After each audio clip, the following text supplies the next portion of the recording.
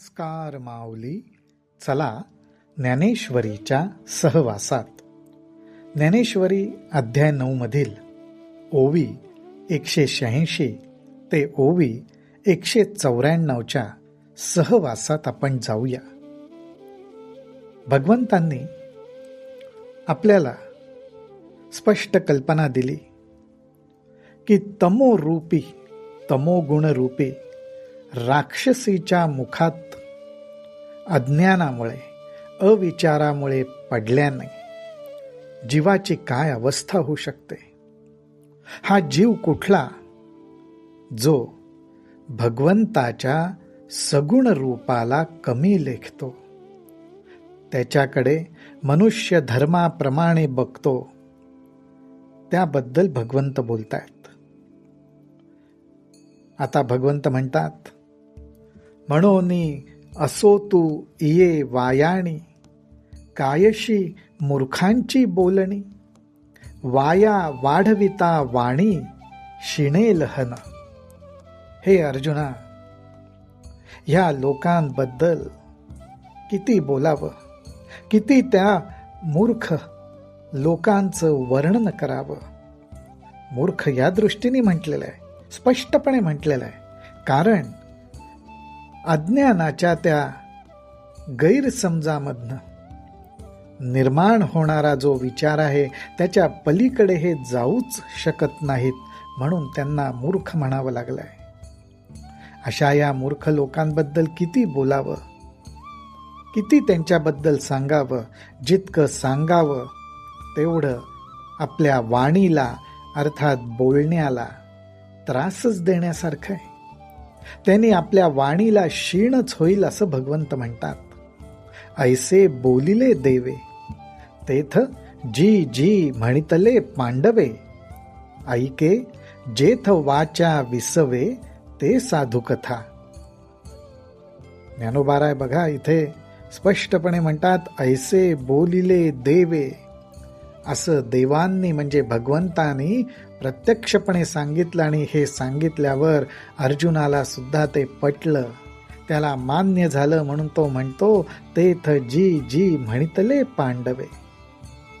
आणि असं अर्जुनाने म्हटल्यावर पुढे भगवंत म्हणतात, आता ज्या ठिकाणी आपली वाचा, आपलं बोलणं विसावतं, त्याला विश्रांती मिळते, त्याला समाधान मिळतं, ती गोष्ट अर्थात ते साधू कथा, ती साधू कथा तू ऐक, अर्थात माझ्या भक्तांबद्दलची कथा तू ऐक. त्यांनाच साधू म्हटलेलं आहे. आता ह्या साधूंच्या ठिकाणी कुठले गुण प्रगट होतात हे भगवंत आपल्याला निवेदन करणार आहेत. भगवंतांचं आणि या साधूंचं नातं कसं असतं तेही भगवंत आपल्याला सांगणार आहेत.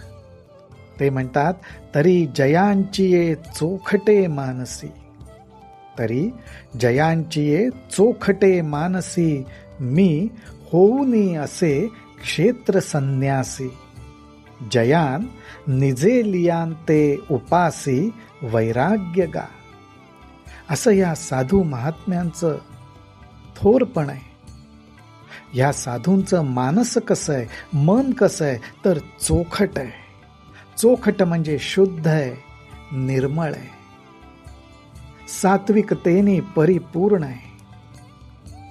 अशा ह्या साधूंच्या मनामध्ये मी होऊनी असे क्षेत्र संन्यासी.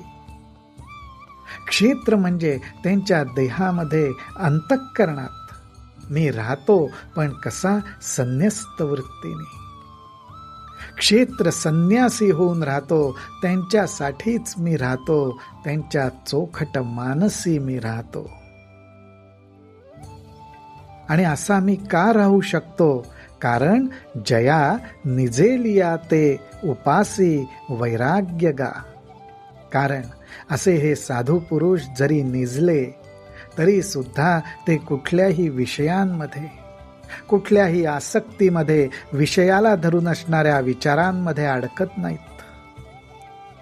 कारण त्यांच्यासाठी संपूर्ण विषय हा मीच झालेला असतो. त्यांच्या अंतःकरणाला दुसरा विषयच नसतो. त्यामुळे अशा निजलेल्या ह्या साधूला सुद्धा वैराग्य त्याचं पूजन करतं. वैराग्य त्याची पूजा करतं. जया निजेलिया ते उपासी वैराग्य का, असा गौरव भगवंतांनी या साधूंचा केलेला आहे. हे साधू कसे? जयांचिया आस्थेचिया सद्भावा, जयांचिया आस्थेचिया सद्भावा, आतू धर्म करी राणीवा. जयांचे मन ओलावा विवेकासे. जयांची आस्था, ह्या साधू पुरुषांची माझ्यावरची आस्था, माझ्यावरची श्रद्धा एवढी दृढ असते, एवढी दृढ असते की त्यांच्या अंतःकरणातून प्रगट होणारी भावना, त्याला सद्भावा म्हटलेलं आहे. त्या भावनेतून धर्मच राज्य करत असतो. अर्थात भगवंताची भक्ती, भगवंताबद्दलचं प्रेम, शास्त्र मर्यादाला धरून सगळ्या गोष्टी सहजपणे त्यांच्याकडनं होत असतात. धर्म त्यांच्या सद्भावनेमधनच प्रगट होत असतो. आणि या साधू पुरुषांच्या मनाबद्दल काय सांगावं? जयांचे मन ओलावा विवेकासी, अर्थात विवेकाला, विवेकाला ज्या गोष्टीमुळे जागृती राहते, विवेक हा जागृत राहतो, तो ओलावा त्या विवेकाला या साधू पुरुषांच्या मनामध्येच मिळतो, असं भगवंत सांगतात. हे साधू पुरुष कसे? जे ज्ञान गंगे नहाले, पूर्णता जेऊनी धाले, जे शांतीसी झाले पालव नवे. गंगा मातेच्या प्रवाहामध्ये आपण स्नान करतो. देहाचं मलिनत्व नाहीसं होतं, परंतु हे साधू पुरुष कुठल्या गंगेमध्ये नहाले? तर ज्ञान गंगेमध्ये नहाले. हे ज्ञान म्हणजे एकच, आत्मज्ञानाच्या गंगेमध्ये ते नाहतात. त्यामुळे सबाह्य आत बाहेर ते शुद्ध झालेले आहेत, ते पूर्ण झालेले आहेत. आणि त्यामुळेच जे शांतीसी झाले पालव नवे.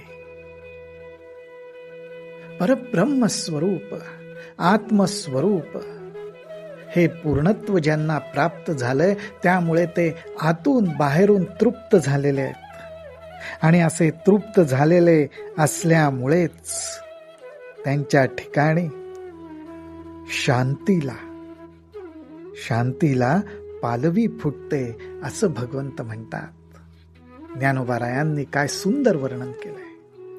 म्हणजे ज्यांच्या अंतःकरणात ही शांती नांदत असते, त्या शांतीला सुद्धा पालवी फुटते. त्या शांतीला सुद्धा आपण वाढावं, आपण व्यापक व्हावं, आपण सुद्धा आनंद घ्यावा, जणू काही असं त्या शांतीला सुद्धा वाटतं, जी या साधू पुरुषांच्या मनामध्ये वाढत असते, नांदत असते.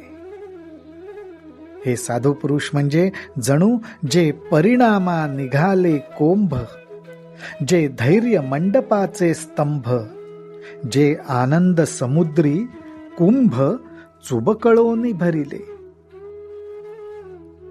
अहो, आत्मस्थितीची, आत्मस्वरूपाची, आत्मज्ञानाची प्राप्ती व्हावी म्हणून या साधू पुरुषांनी आपलं जीवन वाहिलेलं असतं. त्याचाच परिणाम म्हणजे काय? तर एक कोंभ फुटतो. तो कोंभ कशाचा आहे? आत्मस्थितीचा आहे, ब्रह्मानुभूतीचा आहे. तो कोंभ या साधू पुरुषांच्या ठिकाणी फुटलेला असतो, अंकुरलेला असतो. देहामध्ये असून सुद्धा या संसारात ते सर्व कर्म करत असतात, राहत असतात, परंतु या संसारामध्ये त्यांचं राहणं कसं, जे धैर्य मंडपाचे स्तंभ, धैर्य धारण करून राहावं लागतं. असा हा धैर्यरूपी जो मंडप आहे, त्या मंडपाचे जणू हे स्तंभ असतात. आणि जे आनंद समुद्री कुंभ चुबकळोनी भरिले.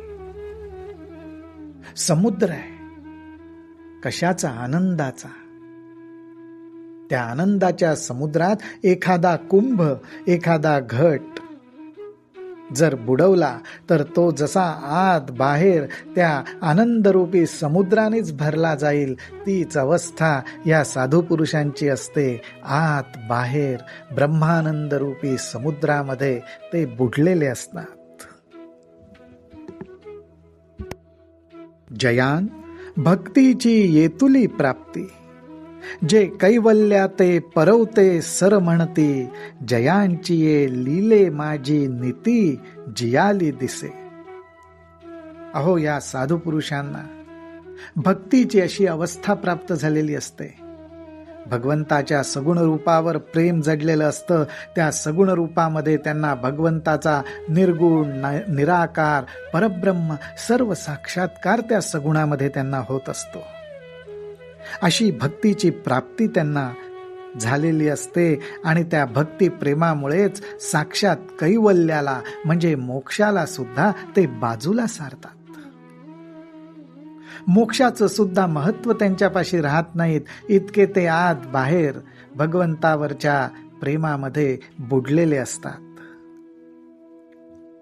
त्या प्रेमामध्ये राहूनच त्यांच्या सगळ्या लीला, अर्थात त्यांचं वागणं, बोलणं, चालणं सगळं संसारात घडत असतं. ते सहजपणे घडत असतं, पण त्या सहजपणामधनच जगाला नीतिमत्तेचे धडे मिळतात.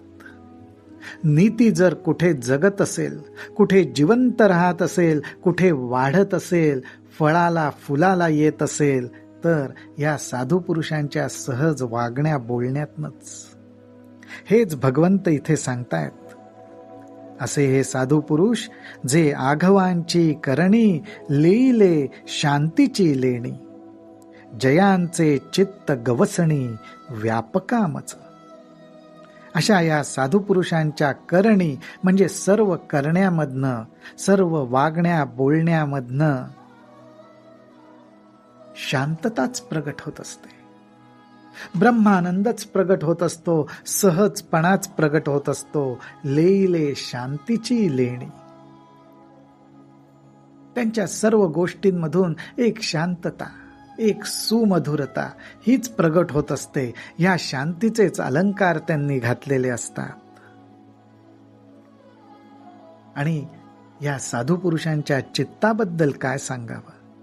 जयांचे चित्त गवसणी, व्यापकामच. अहो, या साधू पुरुषांनी त्यांच्या चित्तामध्ये मलाच स्थान दिलेलं असतं. माझ्या सगुण रूपाची ते भक्ती करत असतात. पण मी असा हा सर्वव्यापी असलो तरी सुद्धा हे साधू पुरुष मात्र त्याच्या चित्तामध्ये मला मात्र गवसणी घालून टाकतात, मला मात्र अडकवून टाकतात. संपूर्ण चित्तामध्ये माझं व्यापक स्वरूप सगुण रूपाने ते साठवून ठेवतात, असंच भगवंतांना इथे म्हणायचं आहे. ह्या साधू पुरुषांबद्दल भगवंत बोलतायत. ह्या साधू पुरुषांच्या कथा, त्यांच्या लीला ह्या ऐकण्यात, बोलण्यात, सांगण्यात वाचा विसावते, अंतःकरण शांत होतं. ऐसे जे महानुभाव, ऐसे जे महानुभाव, जे दैवीये प्रकृतीचे दैव, जे जाणोनिया सर्व स्वरूप माझे. भगवंतांनी या साधू पुरुषांचा, या भक्तांचा महाअनुभव म्हणून उल्लेख केलाय. अर्थात अनुभव पूर्ण असे हे महान साधू पुरुष आहेत, म्हणून महाअनुभव. यांना अनुभव आहे, यांना प्रचिती आहे. आणि त्यामुळेच जे दैवीये प्रकृतीचे दैव म्हणजे साक्षात दैवी प्रकृतीचे ते भाग्य आहेत.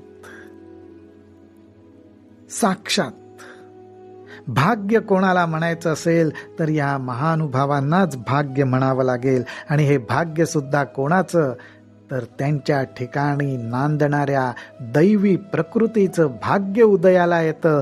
ते कोणाच्या रूपाने तर ह्या साधू पुरुषांच्या रूपाने. कारण जे जाणोनिया सर्व स्वरूप माझे, कारण त्यांनी माझं सर्व स्वरूप जाणलं. अर्थात सगुण निर्गुण साकार निराकार हे सर्व माझंच स्वरूप आहे, त्याच्यात कुठलाही भेदभाव नाही असं जाणून ते परिपूर्ण झालेले आहेत. हे भगवंत या साधू पुरुषांबद्दल सांगतायत. रामकृष्ण हरी, रामकृष्ण हरी, रामकृष्ण हरी.